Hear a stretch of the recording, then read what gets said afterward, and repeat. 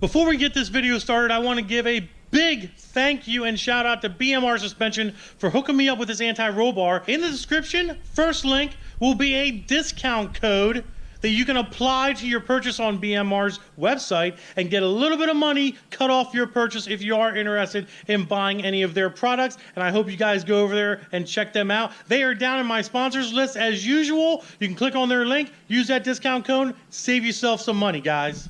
What is up, YouTube? How's everybody out there doing today? So if you've seen the last video that I put up, it was on the BMR Suspension anti-roll bar that I got on the rear of Ghost as of right now. And I told everybody out there that the next video I want to make on how to set up, or initially, quote unquote, initially set up that BMR anti-roll bar.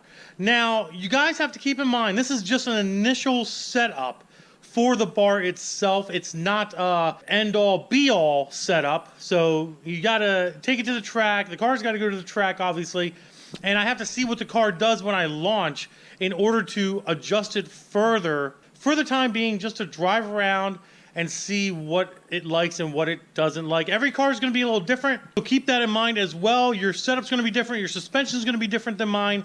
Pretty much everything's going to be different. So when you buy one of these bars, you're going to have to really do your research, take it to the track, and see what the car likes, see what it doesn't like.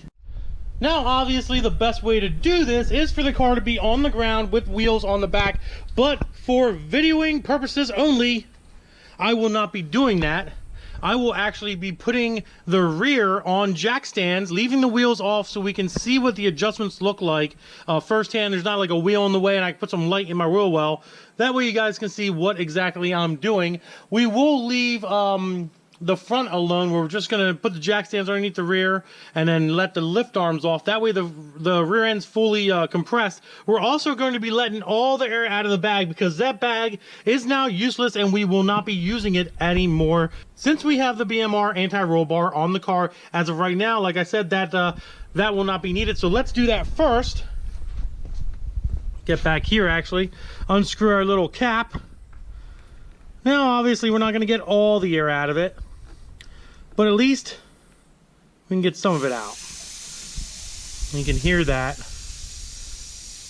Don't look at my registration, guys. It is legal. It is a legal plate, current of all things. Now that all the air is out of that rear bag setup back here, basically, let's go over a little bit of what this sway bar does. And as you can see under there, it's laying under there. It's pretty nice looking. Basically, what this sway bar is going to do to the rear of this car, to this car when it launches, is we'll get this in plain view like so. So basically, we're at a flat plane right now. When you are down at the drag strip and you're getting ready to launch your car, majority of the time the car is going to want to go like this. It's going to want to flex this way. This is for rear-wheel drive V8s, guys, and V6, anything rear-wheel drive pretty much. So you're going to have your car sitting like this, and it's going to flex, and it's going to want to lift that front driver's side tire up, and it's going to want to squat this passenger side rear into the ground. You don't want that to do that because it throws everything off. You start squiggling and swirling all over the track, and that's not good at all. That sucks very bad. Basically, what the purpose of that rear anti-bar is to get the car to launch flat like this. You see what I'm doing here? Flat. Both tires on the track are applying equal pressure to the ground. One's not unloading and one's loading, so on and so forth. You know, that one could unload over here. This one could unload over here, where this one's doing more work and that one's doing more work, etc., etc., etc. What that anti-roll bar does, it's going to allow the car to launch at a flatter rate. So you can get down the track safely, you can get down the track straight as well. So that's basically what an anti-roll bar does to basically a rear-wheel drive vehicle. So let's get this thing on the jack stands, let's lower it down, make sure we got all the air out of our bag, because once we compress that bag when we got it down on the jack stands, there's going to be some air left in there, so we want to make sure we got all that out there. Do the initial adjustment to the rear anti-roll bar. So we have both of our jack stands set up there. One on that side and one on that side as well. We're going to go ahead, let the car down. First we got to get it off the locks here.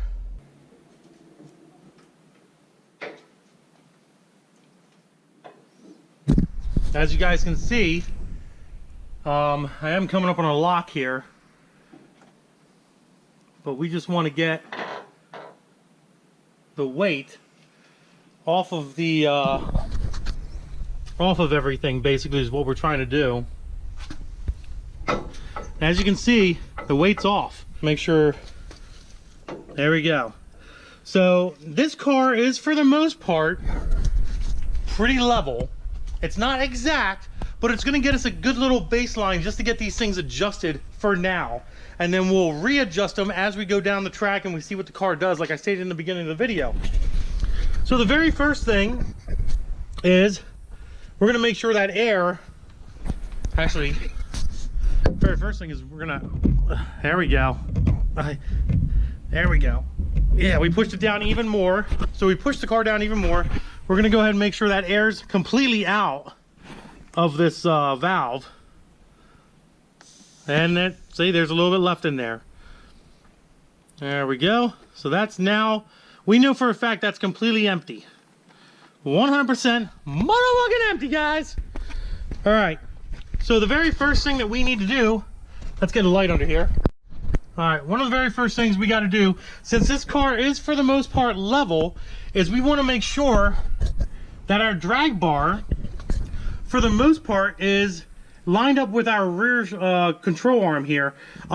If this was on the ground and I was in the car, basically, the way this is really supposed to work, if I was in the car and I was sitting on the ground, my 200-pound fat ass was in the car, and I was sitting on the ground, those control arms technically should be level with the ground, which means the sway bar as well should be level with the ground or level with the control arms as well.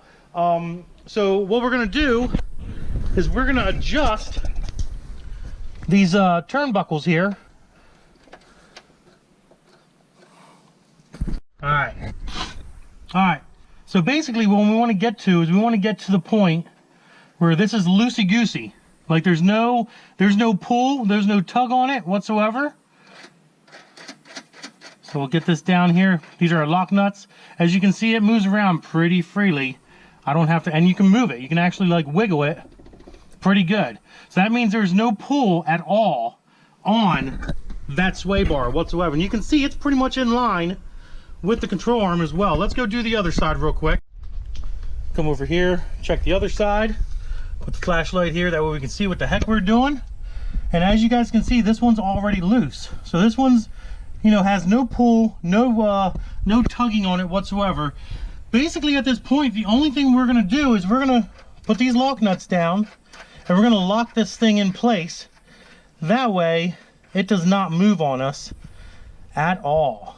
Because the next step we're gonna be doing is when we go down to the track, to the drag strip, we will be adjusting these. And I do want to explain something to you guys, kind of a way that I learned how to adjust some of these drag bars that are out on the market. Now this might not be the way that some people tend to agree on wanting to adjust the bar, but this is the way I was taught by old school hot rodders way back in the day on how to adjust a drag bar for pretty much any car.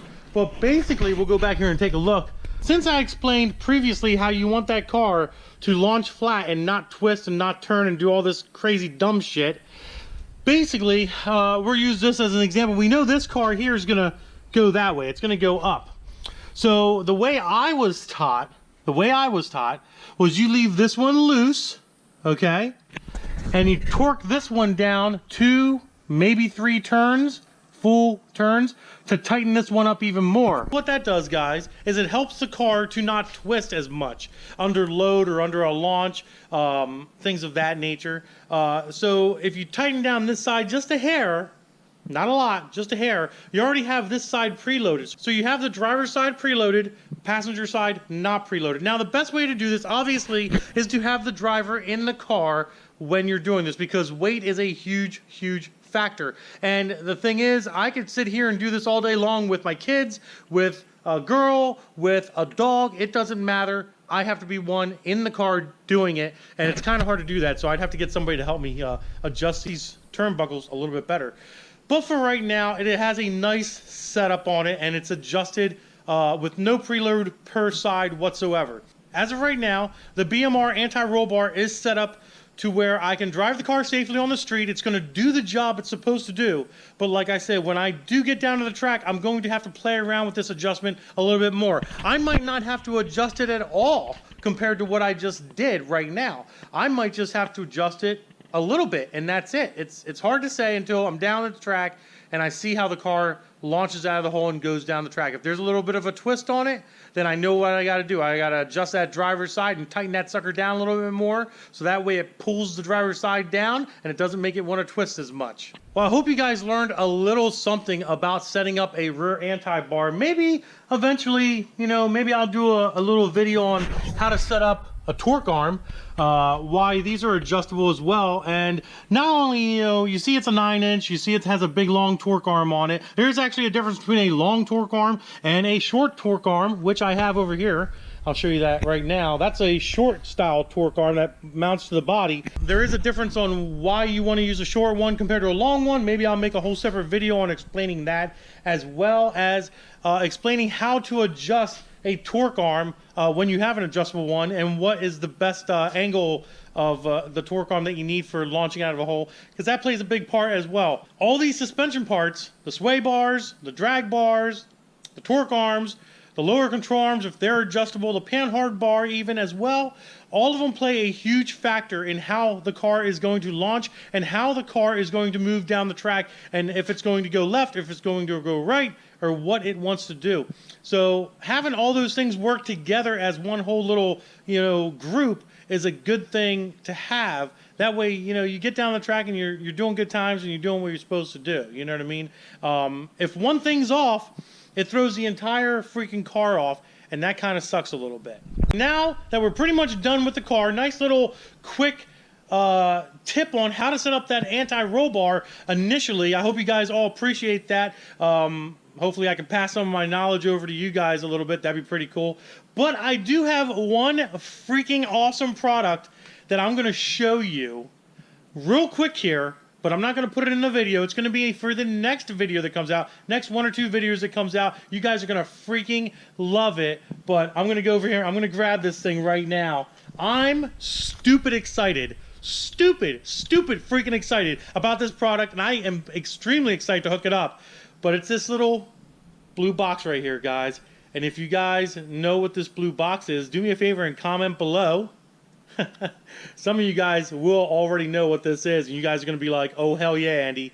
Shit's about to get real. But comment below if you know what this little blue box is, and wait for the video to come out and check out the installation and operation of our little blue box that we got here. It should be pretty interesting and pretty fun. Other than that, guys, I hope you enjoyed the video. If you did, give it a big thumbs up. Don't forget to subscribe. Instagram, Diablo Formula Racing. Facebook is also Diablo Formula Racing. Deuces, guys.